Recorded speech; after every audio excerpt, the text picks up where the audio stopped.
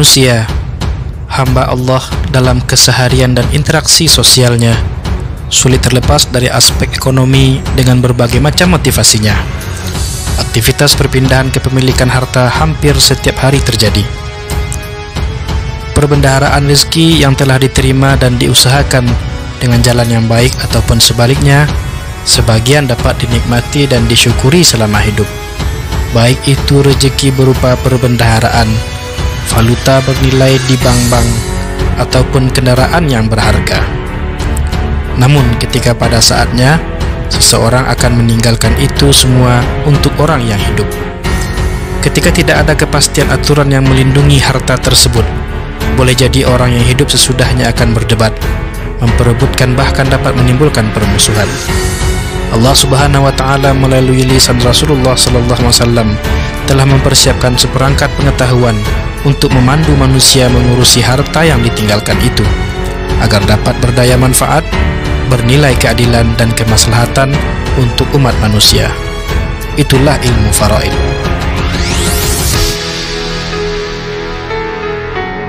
Karena itulah Allah Subhanahu wa Ta'ala menurunkan syariat berupa hukum-hukum yang dapat mengatur kehidupan dan tindak tanduk perilaku manusia selama hidup di atas muka bumi. Gunanya agar terciptanya keteraturan, ketertiban, dan keadilan serta kebahagiaan yang dapat menyelimuti semua makhluk hidup. Di dalam Al-Quran, Allah Subhanahu wa Ta'ala mengatur secara rinci dan detail tentang hak dan kewajiban yang harus ditegakkan ketika seseorang telah meninggal dunia berkaitan dengan harta peninggalannya. Nah santri, salah satu cara untuk dapat mewujudkan maksud Allah Subhanahu wa Ta'ala tadi adalah dengan mempelajari ilmu fiqih, terutama yang berkaitan dengan persoalan harta benda, kewarisan dan kepemilikan tadi, agar dapat dijadikan sebuah pedoman dalam kehidupan, sehingga hukum fardu kifayah untuk mempelajari ilmu fiqih itu dapat kita pikul dengan sebaik-baiknya. Kita mulai membaca kitab Fathul Mu'in yang dikarang oleh Syekh Zainuddin bin Abdul Aziz Al-Malibari rahimahullah. Kitab ini merupakan sebuah syarah dari kitab Qurratul Ain yang beliau karang sendiri. Di dalam kitab tersebut kita akan membaca teks, kemudian menerjemahkan dan menjelaskan maksud dari kandungan teks tersebut. Gunanya nanti di suatu waktu kita dihadapkan dengan persoalan hukum seperti itu, kita mampu memberikan pencerahan, memberikan pengertian dan jalan keluar dari persoalan keuangan, terlebih persoalan syariat yang berkenaan dengan kewarisan tadi. Mudah-mudahan ananda semua dan sahabat cinta kopiah sabar belajar. Kita pasang niat karena Allah Subhanahu wa Ta'ala dengan jiwa yang berseri-seri. Bab mengenai al-faraid atau al-mawaris kita mulai pada kali ini. Simaklah bacaannya, kemudian simak pula keterangannya. Bismillahirrahmanirrahim. Alhamdulillahirabbil alamin. Allahumma salli ala Muhammad. Qala al-musannifu Zainuddin bin Abdul Aziz Al-Malibari fi kitabih al-musamma Fathul Mu'in. Babul faraidi. Ini bab mengenai ilmu faraid. Ai masailu qismatil mawarithi. Artinya masalah-masalah yang berkaitan dengan pembagian harta warisan. Faraid adalah jam'u faridatin, maknanya mafrudatin, sesuatu yang difardukan, yang ditentukan. Wal fardu lughatan, sementara yang fardu tersebut secara bahasa adalah at-taqdiru, ukuran atau hinggaan.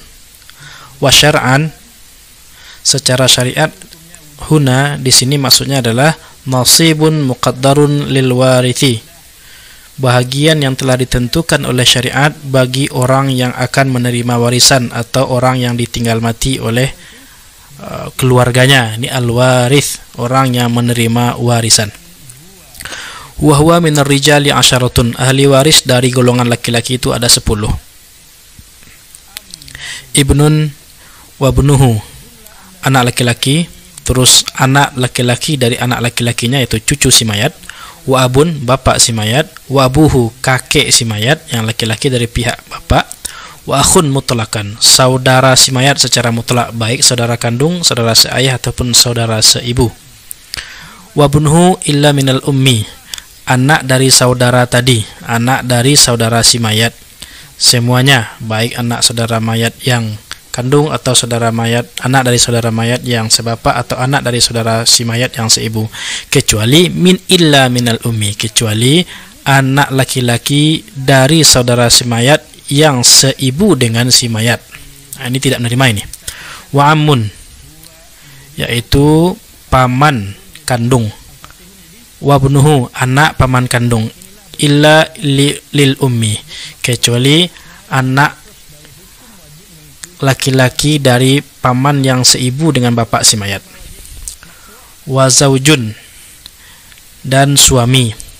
Wa dzu walain, dan budak laki-laki. 10 golongan semuanya kalau dipecah akhun mutlaqan dipecah wa bunuhu illa minal ummi, dipecah amun bunuhu illa ummi menjadi 15. Wa minan nisa'i sab'un, dari golongan perempuan ini 7. Nanti kalau dipecah jadi 10 dia. Bintun wa bintu ibnin, bintun anak perempuan, kemudian anak perempuan dari anak laki-laki. Wa ummun, ibu kandung. Wa jaddatun, nenek dari pihak ibu. Wa ukhtun, saudari atau saudara perempuan, maksudnya tidak ada saudari ya, saudara perempuan. Wa zaujatun, si istri. Wa dzatu walain, wa dzatu walain, yaitu budak perempuan. Kita lanjutkan. Ini matan di atas, ini matan Qurratul Ain, di bawahnya Fathul Mu'in. Walau fuqidal warathatu kulluhum fa aslul madhhabi annahu la yuwarrathu dzul arhami. Kalau ahli waris semuanya tidak ada, telah dahulu meninggal atau tidak ditemukan atau hilang secara hukum, fa aslul madhhabi, yang menjadi pokok pada mazhab Imam Syafi'i adalah annahu la yuwarrathu, tidaklah diberikan kewarisan harta yang ditinggalkan mayat kepada zawil arham. Siapa zawil arham? Nanti di sini dia. Ada zawil arham nanti di sini. Wala yuraddu ala ahlil faraidi, dalam kasus di mana harta perbendaharaan mayat tersebut tidak habis dibagi kepada orang yang menerima. Fi ma idza wujida ba'dhum, ada yang tinggal berhak ahli warisnya tetapi tidak habis harta tersebut. Tidak habis harta tersebut. Contoh yang ditinggal adalah perempuan, 1 orang anak perempuan, atau 1 orang istri saja, maka sisanya tidak serta-merta dikembalikan kepada mereka yang telah menerima tadi. Balil malu li baitil mal, tetapi harta tersebut harus dikembalikan kepada baitul mal. Ini badan keuangan umat ini. Thumma illam yantazim, tapi ada kait. Namun dalam menurut pengarang Zainuddin bin Abdul Aziz Al-Maribari, sekalipun dalam teks yang lain itu ada kritiknya. Contohnya Abu Bakar Asy-Syattadumyati itu memberi keterangan bahwa ini tidak ada kait, ini berlaku mutlak. Illam yantazim, kalau baitul mal tersebut tidak teratur, tidak termanajemen dengan rapi, rudda ma faddala anhum alaihim, harta yang tidak jadi dikembalikan tadi kembalikan kepada mereka, yaitu ahli waris yang tidak menghabiskan semua harta yang ditinggalkan semayat. Ini catatannya adalah dikembalikan harta kepada ahli waris yang telah menerima tadi kalau baitul mal yang siap menerimanya ternyata tidak termanajemen dengan baik. Ghairu zaujaini, tidak termasuk orang yang menerima itu apabila ahli waris yang ditinggal tersebut adalah salah satu dari istri atau suami. Artinya sekalipun yang tinggal itu istri atau suami dan baitul mal tidak tersusun dengan dan tidak termanajemen dengan baik, mereka berdua tidak menerima lagi karena sudah dapat haknya. Binisbatil furud, karena haknya sudah ada. Summa dzawil arham, barulah kemudian dikembalikan harta tersebut kepada zawil arham. Siapa itu zawil arham? Ini dia. Wahum ahada asyara, zawil arham itu ada 11 orang. Yang pertama, waladi bintin, anak perempuan, anak laki-laki dari anak perempuan. Jadi si mayat punya anak perempuan tersebut punya anak laki-laki, cucu si mayat dari jalur anak perempuan. Wa ukhtin, saudara perempuan. Wa bintu akhin, anak perempuan dari saudara laki-laki. Anak perempuan dari saudara laki-laki, ini ponakan ini. Wa amin, paman kandung dari pihak bapak. Wa amin li ummin, paman kandung, paman seibu, yang mana ibu paman tersebut seibu dengan orang tua si mayat. wa khalun, paman dari pihak ibu, wa khalatun, bibi dari pihak ibu, wa ammatun, bibi dari pihak bapak, wa abu ummin, bapak kandung dari ibu, ini kakek dari pihak ibu ini, wa ummu abi ummin, ibu dari bapak, wa ummu abi ummin, ibu dari bapaknya ibu. Jadi kakek generasi kedua itu. Wa waladu akhin li ummin, anak laki-laki dari saudara seibu dengan si mayat. Itu semuanya yang 11 zawil arham. Baru mereka berhak menerima warisan atau harta yang ditinggal mati oleh si mayat ketika ashabul furud atau orang-orang yang mendapatkan hak tidak sanggup menghabiskan dari bagiannya. Tersisa juga dia. Dengan catatan Baitul Mal tidak siap menerima uang demanajemen dengan baik. Al-furudul muqaddaratu fi kitabillahi ta'ala sittatun. Al-furudul muqaddaratu fi kitabillahi ta'ala sittatun. Bagian-bagian atau kadar-kadar yang telah ditentukan dalam Al-Quran sendiri secara tegas oleh Allah Subhanahu wa Ta'ala ada 6 kadar, 6 pembagian. Yang pertama thuluthani, 2/3. Nanti ada ketentuan yang dapat 2/3 siapa dan dalam kondisi apa. Ingat, 2/3 siapa dan dalam kondisi apa. Kemudian nisfun, setengah, siapa yang mendapatkan setengah dan dalam kondisi apa. Warubu'un, 1/4, siapa saja yang berhak dapatkan 1/4 dan kapan keadaannya.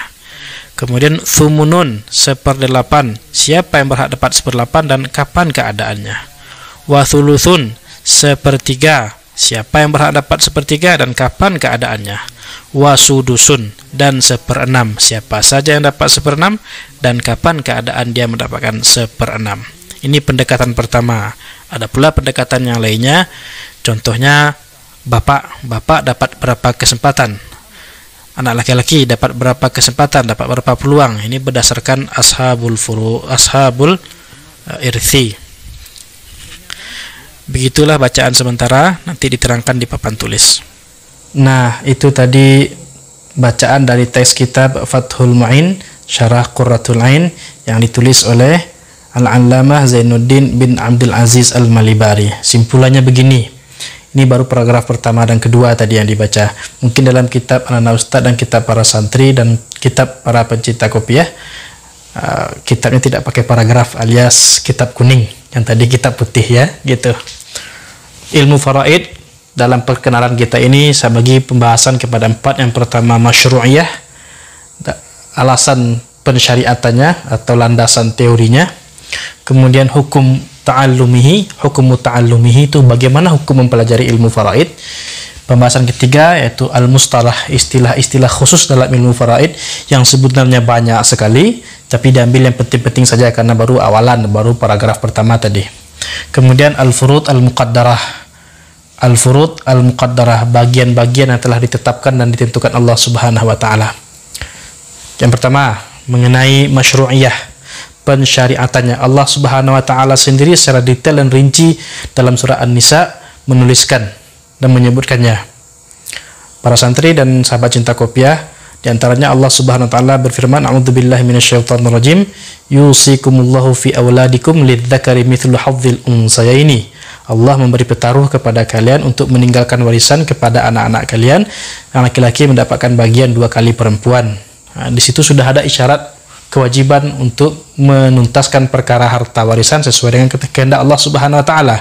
Lalu Rasulullah SAW juga bersabda dari Ani bin Abbasin radhiyallahu anhuma, dari Abdullah bin Abbas, semoga Allah meridhai keduanya, yaitu Abdullah dan bapaknya Abbas.